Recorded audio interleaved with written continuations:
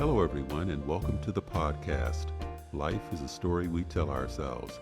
I'm your host, Don Murphy. This season of podcasts is all about the environment, biodiversity, and the stewardship of our Earth's natural and cultural resources. For decades, environmental groups, non-government organizations, and scores of government agencies have been working to save the environment. We often hear of projects to save the elephants or the pandas, and how huge projects work to clean the ocean from millions of tons of plastic pollution. However, there are many projects, small and large, that we don't hear about. Work quietly being done on the ground to save whole ecosystems, or battles to protect one last remaining plant or animal from extinction, often go unnoticed. Here to talk about some of these projects is our guest, who just happens to be my daughter, and I'm so excited to have her on the program, is Dr. Kina Murphy. Dr. Murphy holds a Ph.D. in biology that focuses on mitigating the impacts of human land use change on biodiversity.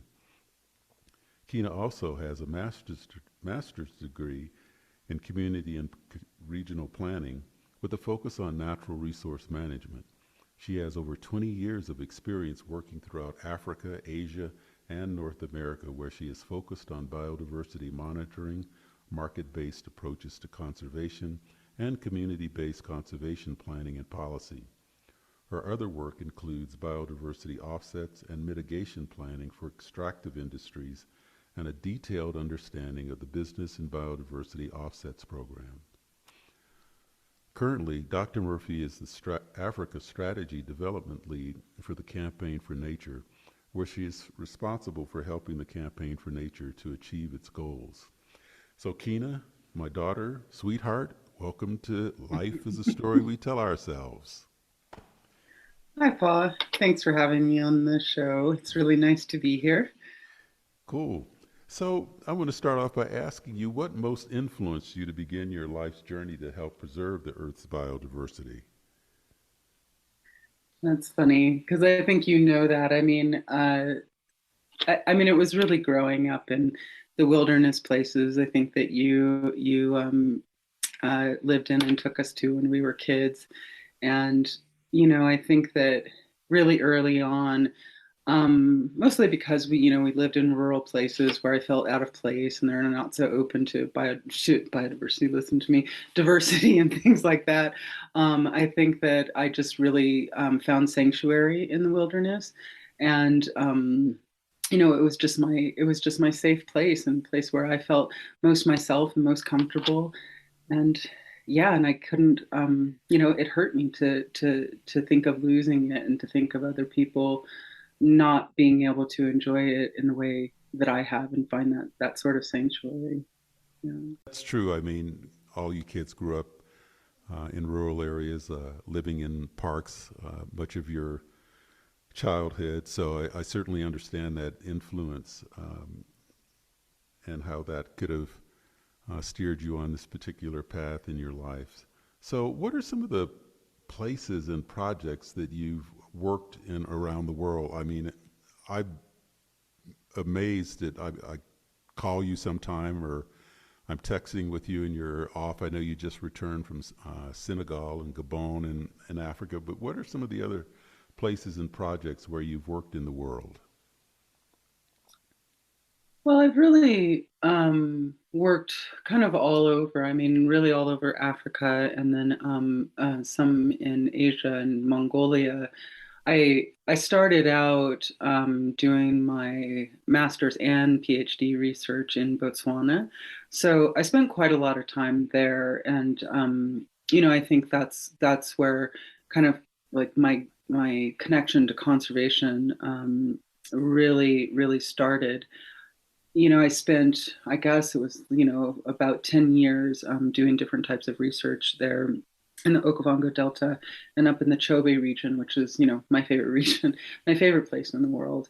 And then I've worked, Zimbabwe, Malawi, other places in Southern Africa, and then I got a position in Mongolia And so I was in Mongolia for 3 years, which I think is the most sort of different kind of place that I've worked. Um, where else? And then I do quite a lot of work in the U.S. So I do a lot of restoration in the United States with a company called Keystone Restoration. We do wetland and river restoration work, even some grassland stuff. Hmm. Well, you mentioned Mongolia. I know you took my granddaughters, your two daughters, with you to Mongolia. Tell us a little bit about the work you did in Mongolia. Yeah, sure.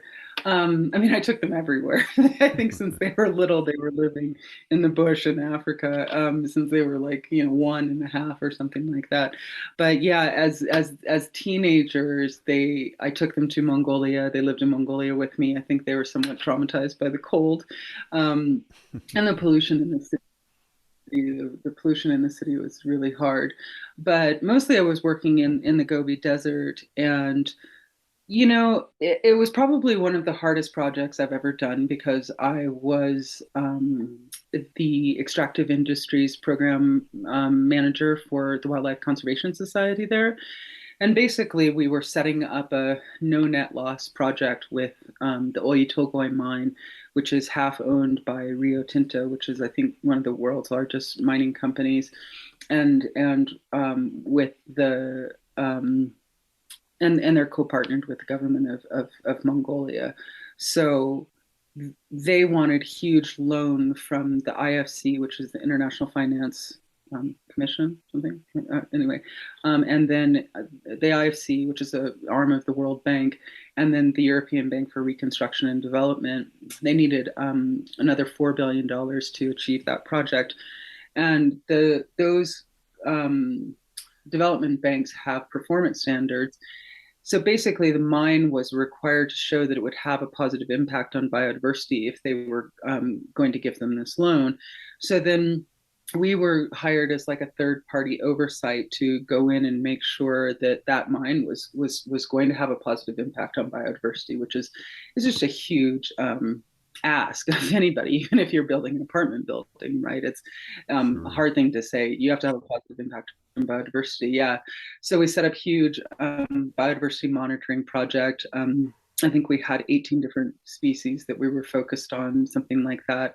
And then I had a team of biologists, all different sorts of biologists, from herpetologists to, large ungulate biologists that were doing the research.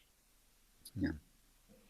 And so And what did that basically, so what did that mhm. involve? I mean, did you actually achieve your goals of the mitigations and protecting biodiversity? My understanding is that those are huge mines that have huge impacts on the environment. So what were these mining companies Yeah. required to do, and did they meet those objectives? Yeah. Well, I don't think we won't really know if they've met those objectives until, 30 or so years down the line. That's kind of the life of the project, which is really too bad.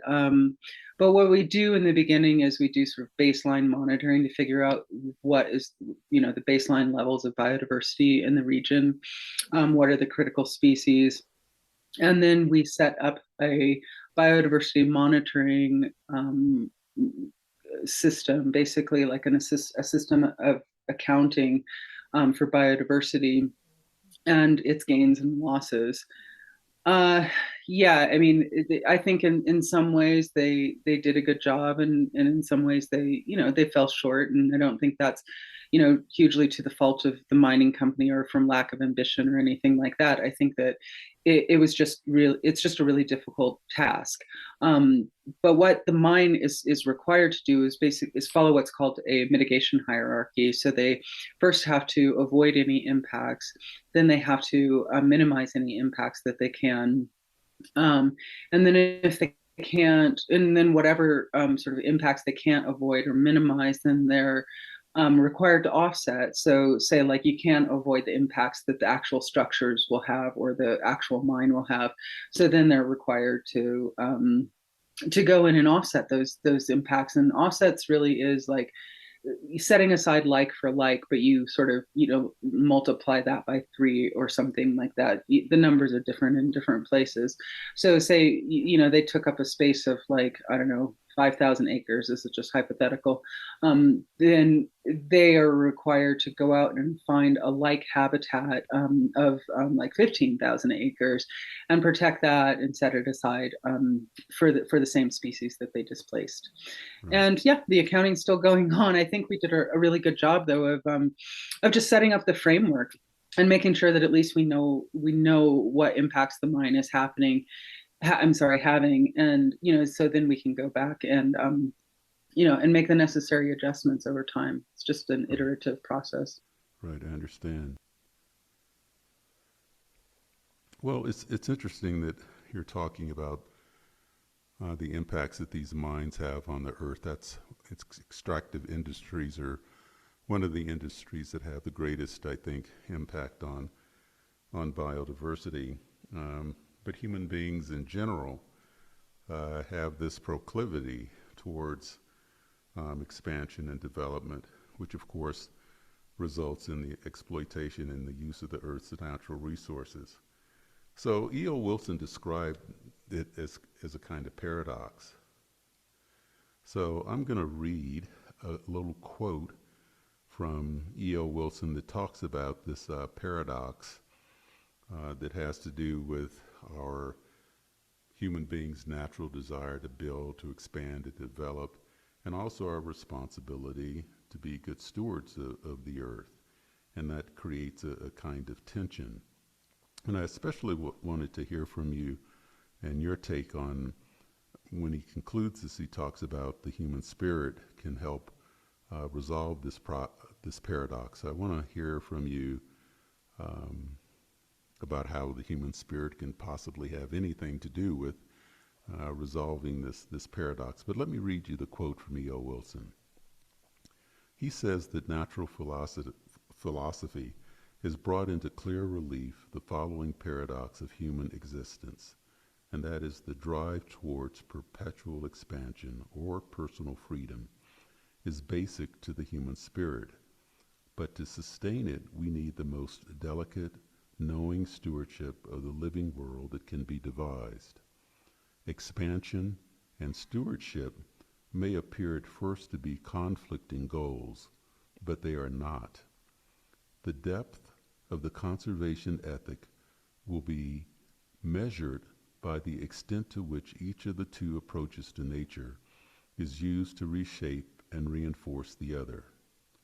The paradox can be resolved by changing its premises into forms more suited to ultimate survival, by which I mean protection of the human spirit, unquote. So what's your take on that? I mean, you've been involved in this on the ground. You've seen these tensions. You've worked in Mongolia and in Africa and in North America, and you've seen this in the real world. Is Wilson on the right track here, talking about um, that the protection of the human spirit is a way to resolve this paradox? Mm. Yeah, I mean it's interesting. I mean, I do think he's right. I'm not sure how, deeply it has to do, with the human spirit. I mean, except for that, I think all of our spirits are similar. I think that all living beings have this kind of innate drive to kind of expand and procreate and make more of themselves however they can. Right? That's what drives us all forward.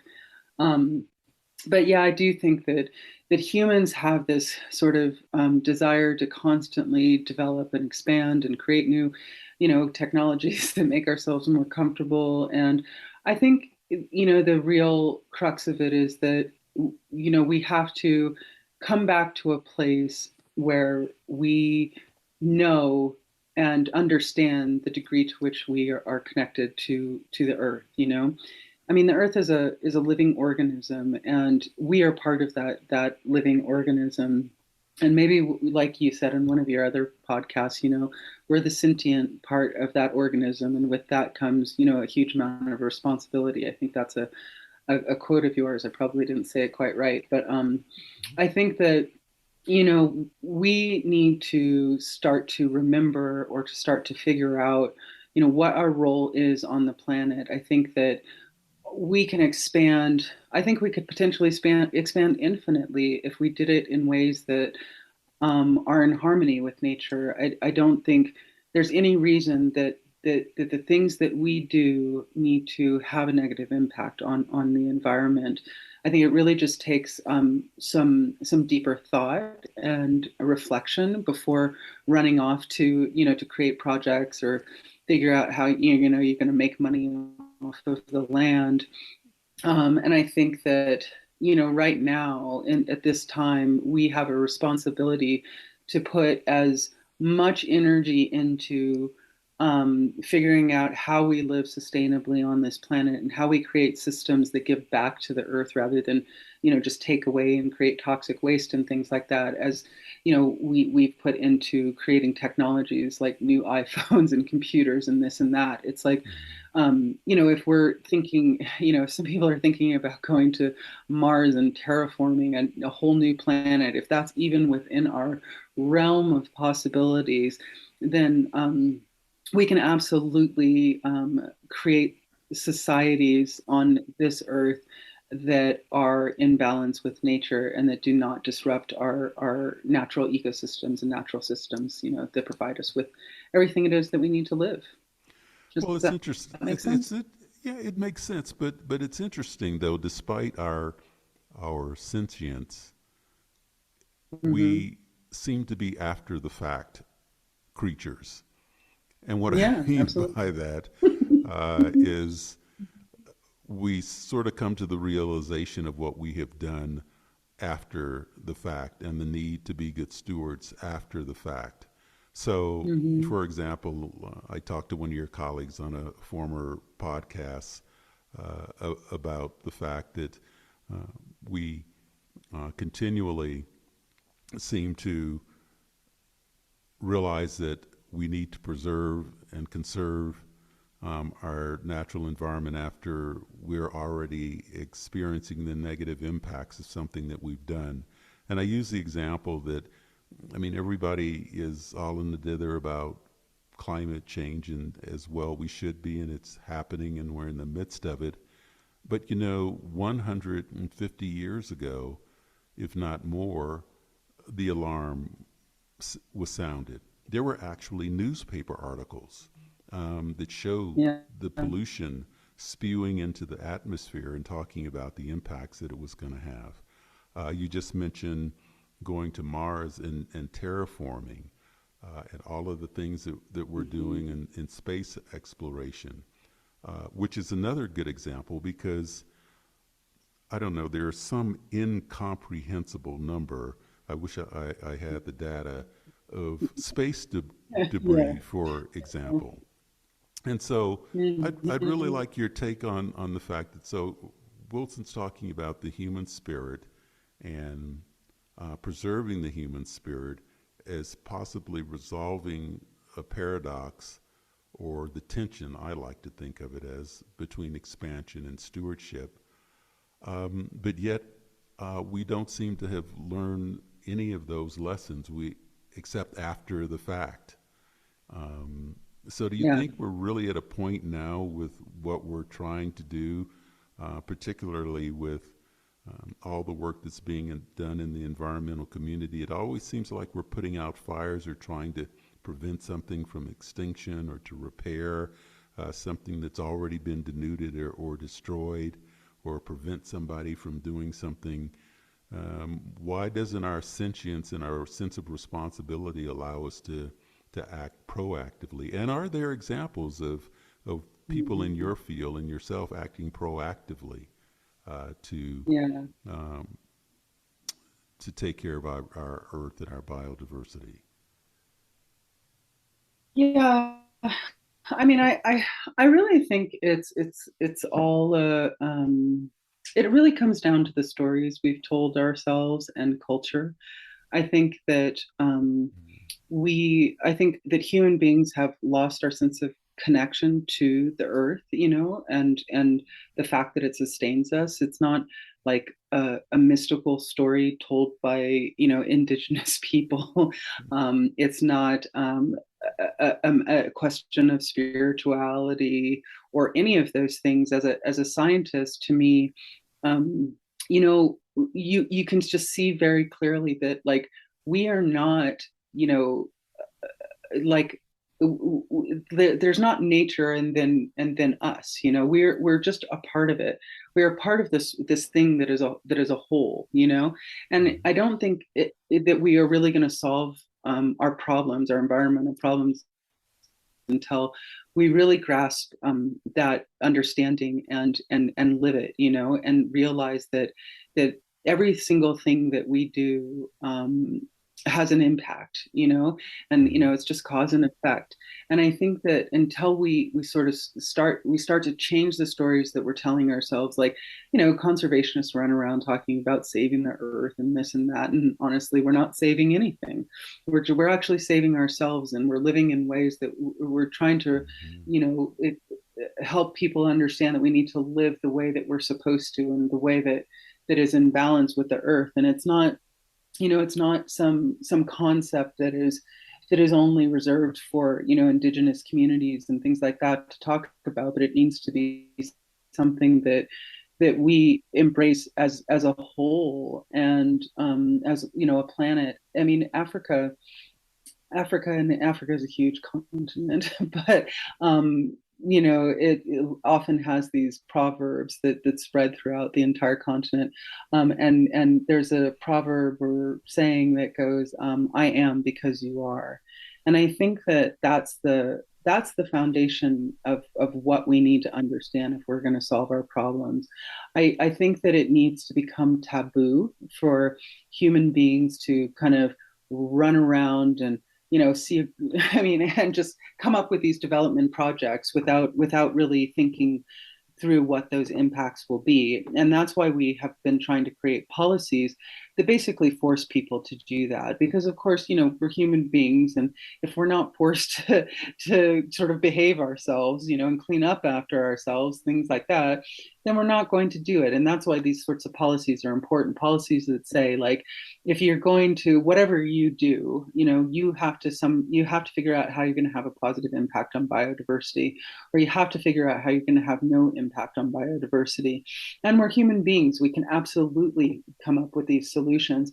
It's just that it's not sort of sexy or cool, or it's not going to make us enough money, or something like that. That's the only reason we're not. It's not the motivate. There's no ego behind the motivation to do those things. And really, all we have to do is create that motivation. And I think people will start to change the way in which they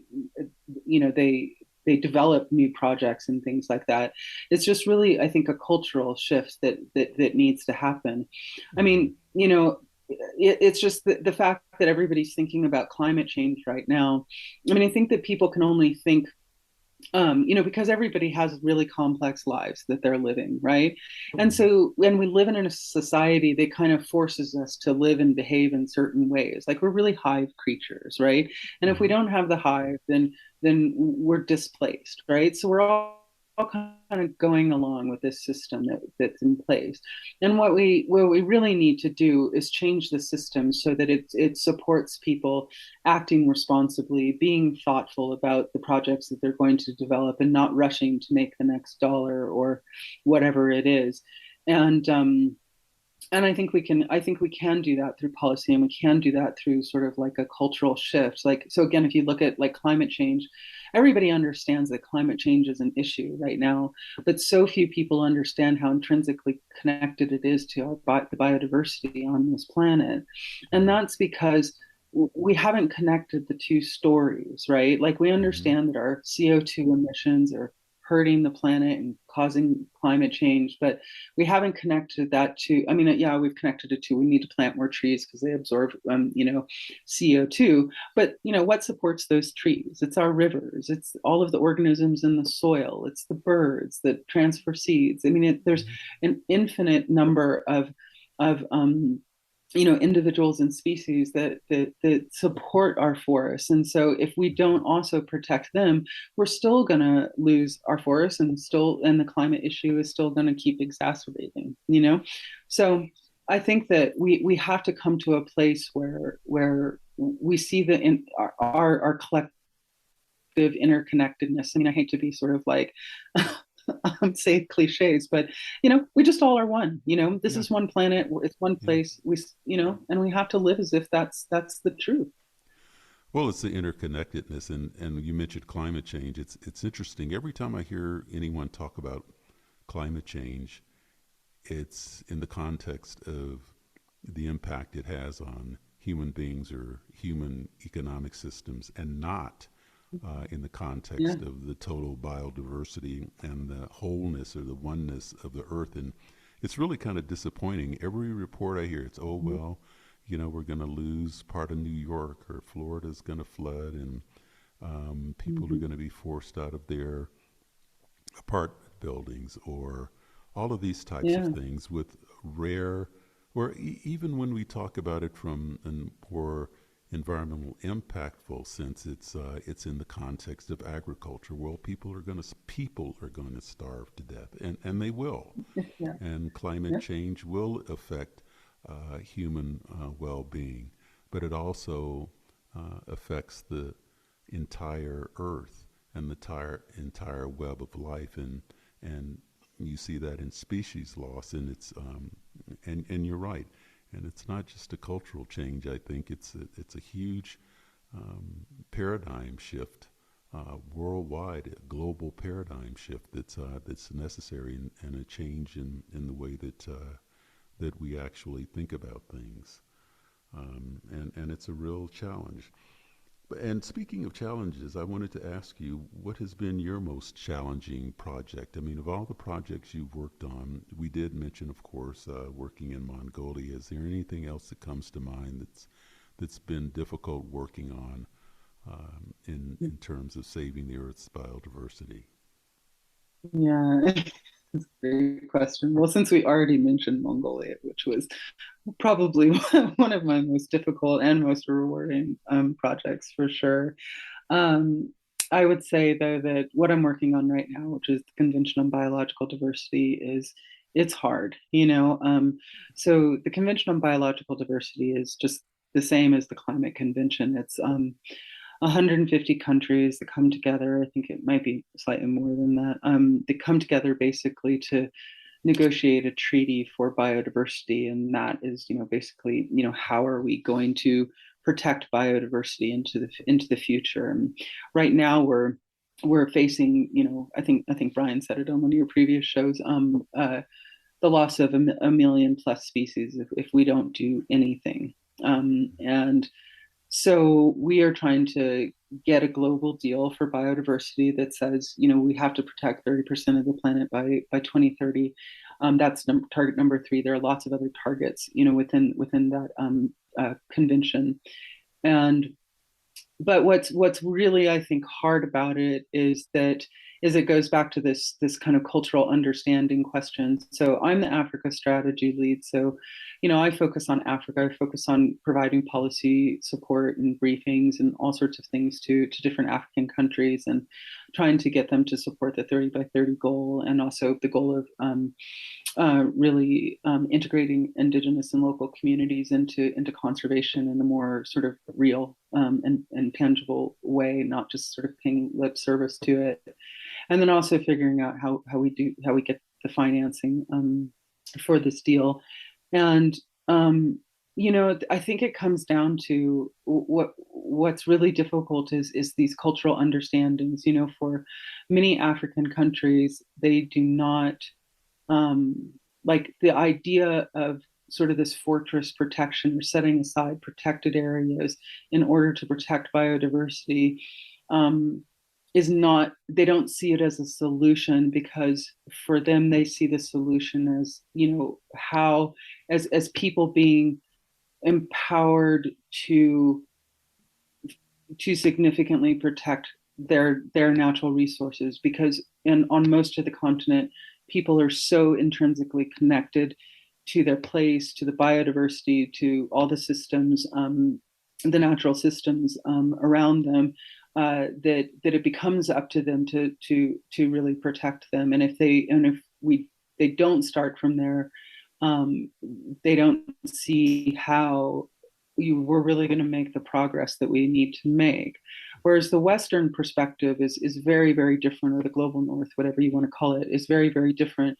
For us, if we sort of empowered people to take care of natural resources, we'd just like use it all up and sell it for our own financial gain, and there'd be nothing left, right?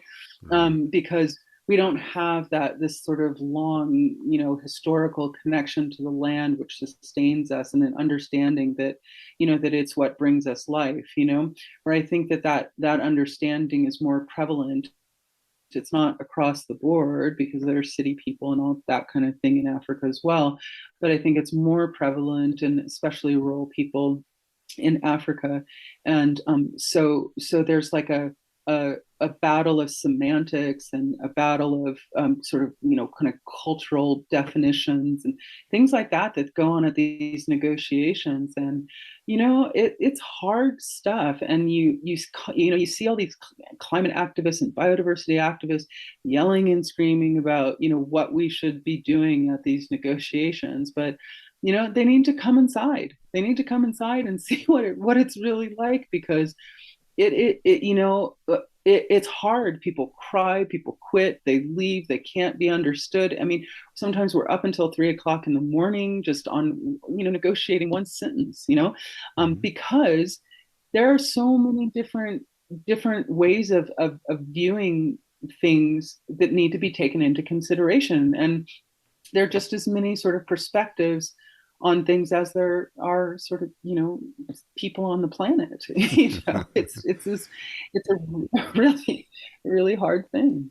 I And understand. we have to be successful because we can't fail. Yeah. Right. Well, this is a good place to pause for just a minute, and we'll be right back.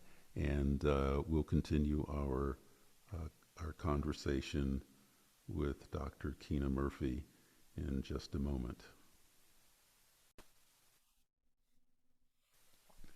So, Kina, you were just talking about Africa, and during our conversation with Africa, you mentioned that it's a huge, huge continent. I think it has something like 60 countries.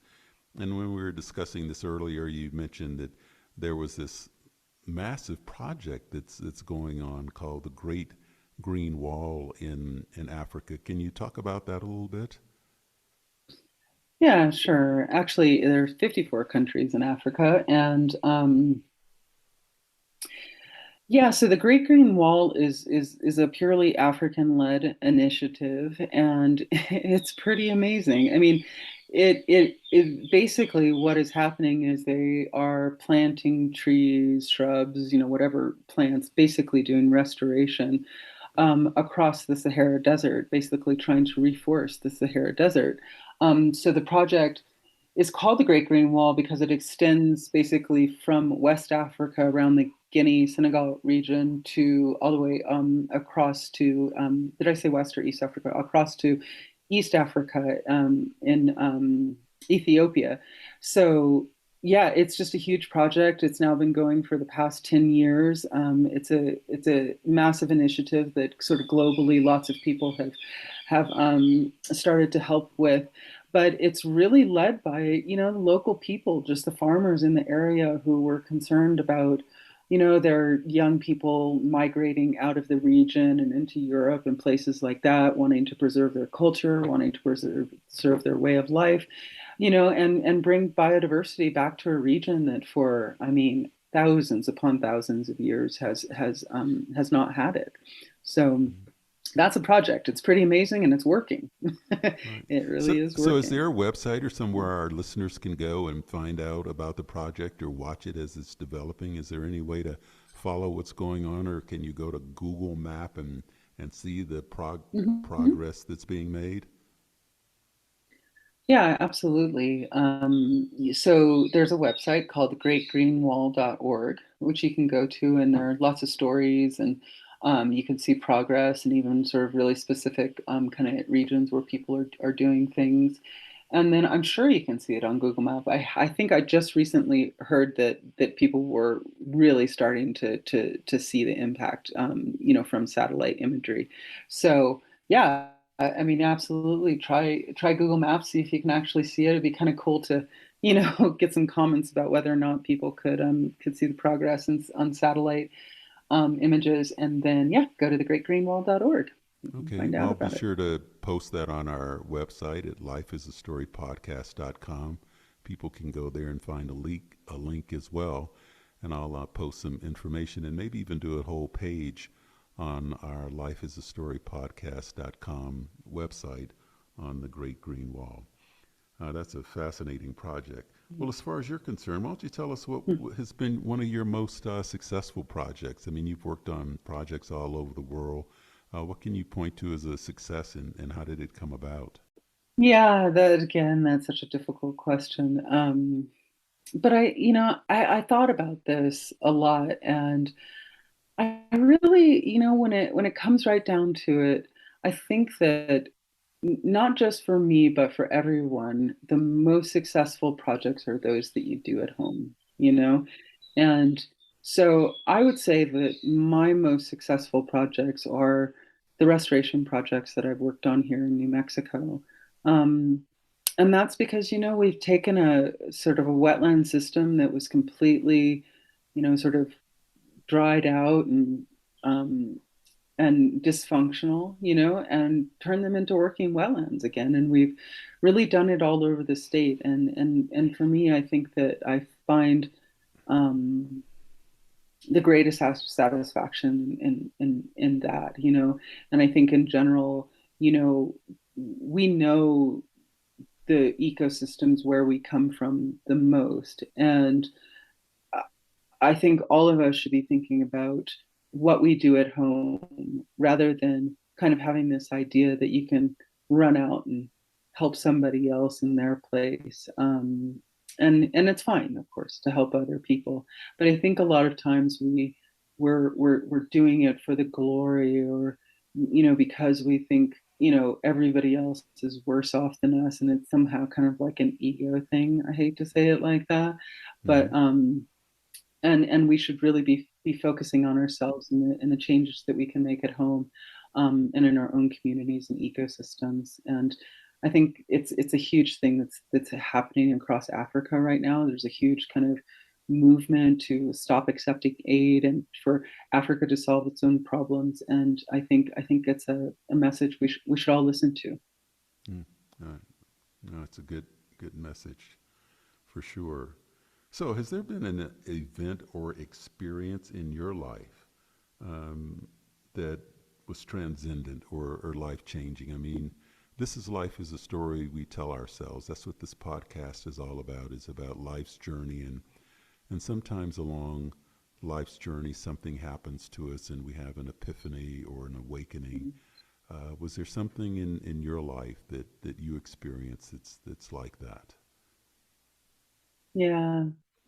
Yeah, and again, I've been thinking a lot about this too, because you ask everyone this on on your podcast. So I knew it was going to come up. But you know, I think that what really changed me, for many, many reasons, was just going to Africa in general. I think that I learned, I think that I was afraid to be open and loving and caring, and kind, and I was very defensive before I first went to the continent. And I think it helped me to be whole and to sort of, kind of understand the kindness of people, But then I think that also it was just living in the bush, in Botswana. I think when you are out there, and I was out there with my two daughters, who one was, I think, 1.5 when I first went, and the other was almost 4. Um, I think that living out there with hyenas and lions and crocodiles, and just like the constant reminder that you could be eaten, every day, was so humbling. Um, and I think that there's something liberating about being humbled in that way, where you sort of realize that you're just part of a bigger whole, and you're not the most important thing on the planet. You can just be eaten just like everybody else. And for me, yeah, it's just like how, that the sense of humility and all of that that it brought to me, was really grounding, and has changed my life, and has changed the way I interact with everything Yeah. in the world right now. Well, as your father, I can confirm that I have witnessed that evolution over the course of your life. And Right. that's one of the great things about being a parent and having children and watching them grow. Um, I've shared that journey with you, and that's great. Well, coming back to the notion of the human spirit, which I do think is extremely important. I talked about it a lot during the course of my career. I think you said something extremely important, and I think if anything came out of that E.O. Wilson quote, it's the sense of the human spirit is bound to the earth, Yeah. that there is a oneness, there's a wholeness, and there's no other poem, I don't think, in history that's captured that, and it's very short, by the transcendentalist and philosopher Ralph Waldo Emerson. It's called Each and All. And I want to share it with our listeners because I think it brings this to a wonderful conclusion. But Emerson says, "Around me stood the oaks and firs, pine cones and acorns lay on the ground. Over me soared the eternal sky, full of light and of deity. Again I saw, again I heard, the rolling river, the morning bird. Beauty through my senses stole. I yielded myself to the perfect whole." And I think that poem there by Emerson, captures perhaps what E.O. Wilson was talking about, and perhaps what all of us should understand is that we are part of a perfect whole. And if we would yield ourselves to that notion, that cultural change, that paradigm shift, we would have, I think, a better sense of our stewardship. We wouldn't be what I called after the fact human beings. We would be more proactive. Exactly. We would be Yeah. more proactive in our stewardship. Kina, thank you for joining And us on Life is a Story We Tell Ourselves. Any final thoughts?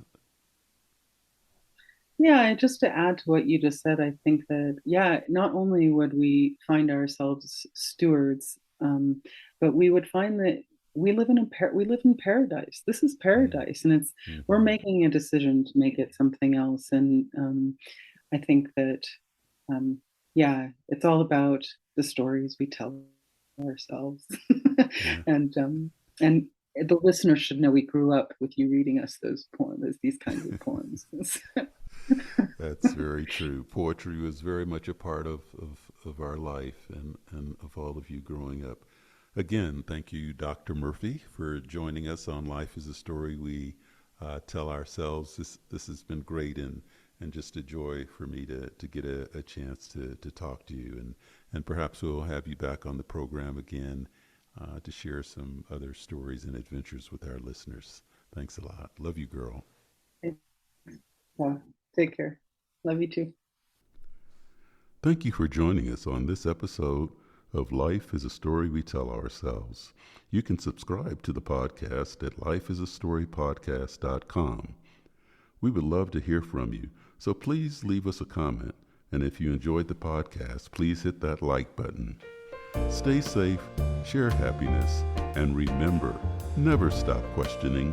Curiosity has its own reason for existing.